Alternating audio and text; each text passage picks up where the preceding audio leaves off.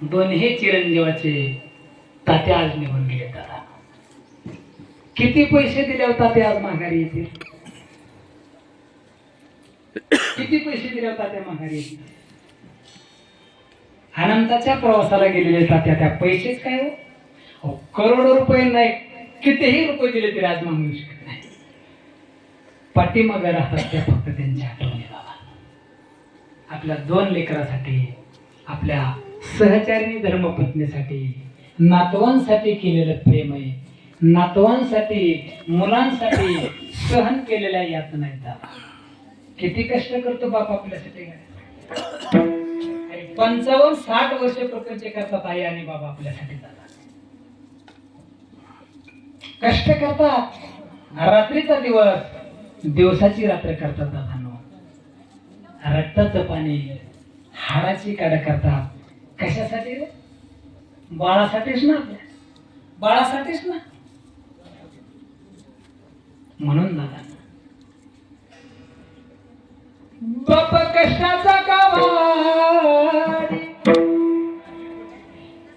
बाप कष्टाचा गावाडी, ऊस मळ्यात तोडतोया. बाप कष्टाचा गावाडी, ऊस मळ्यात तोडतोया.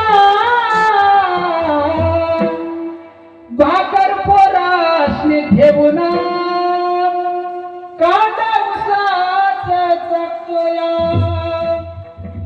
खमीस खवाटी फाटलेलं, खमीस खवाटी फाटलेलं, सुई दोऱ्यानं शिवलेलं.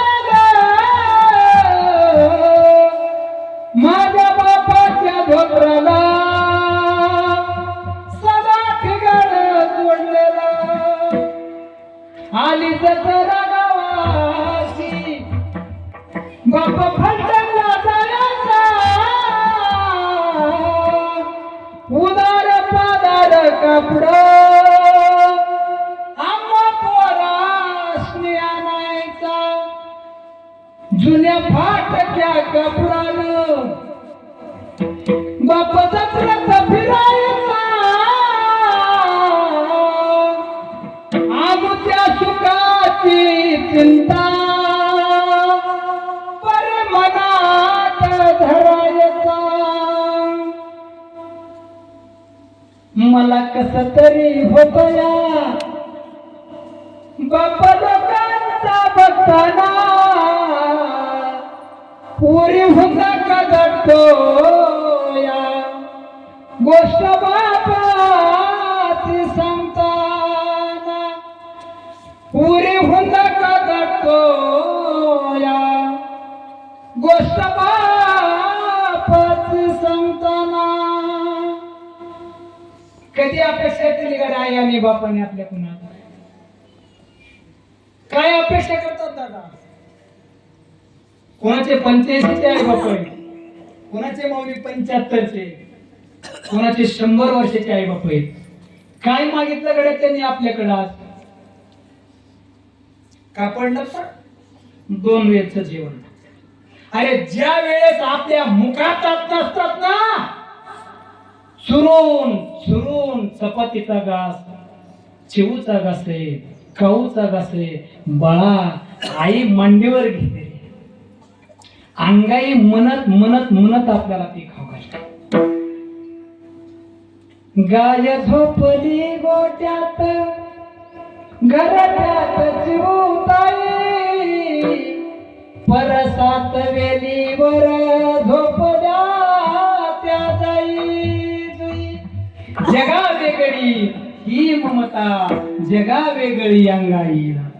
अरे आई मांडीवर घेऊन आपल्याला अंगाई म्हणते आणि आपण झोपी जातो रे त्या आई आणि बापाच्या भरवशावर झोपतो. दादा, म्हणून आई आणि बापाने सुद्धा आपल्या भरवशावर झोपलं पाहिजे. दादा, आपल्या भरवशावर नकारे त्यांचा हात करा, कोणाचेही असू द्या गाड्या. अरे मॉडर्न युगात नसल त्यांच्याकडे सायकल, नसल त्यांच्याकडे 4 व्हीलर गाडी, नसल त्यांच्याकडे गाड्या चांगला बंगला, पण या झोपडीत त्यांनी आपल्याला सांभाळलं ना दादा. अरे त्यांच्या आशीर्वादानंच आपल्या दारात थार गाडी उभा आहे, त्यांच्या आशीर्वादानंच आपला हात बंगला उभा आहे दादांनो. अरे पितरांचे आशीर्वाद ज्या कुटुंबाकडे आहेत ना, ती कुटुंबात सुशिक्षित आहेत दादांनो, सुशिक्षित आहेत. तर तरच नका घेऊ गाडी आई आणि बापाचा.